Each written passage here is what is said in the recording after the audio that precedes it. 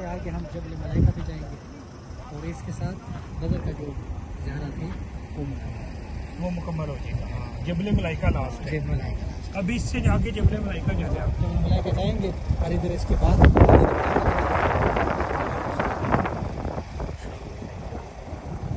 ये जहाँ पे बिल्डिंग्स बनी है इधर सब आगे कर रहे हैं ना, इसके बैक साइड, इसकी बैक साइड बहुत बड़ा कब्रिस्तान है मेरे भाई, बहुत बड़ा कब्रिस्तान है। उधर कमरे के सामने खड़े हो जाओगे ना 2 मिनट 3 मिनट, ठीक है, फातिहा पढ़ना सुकून है। चढ़ा के थल्ले बुखार अरे चलो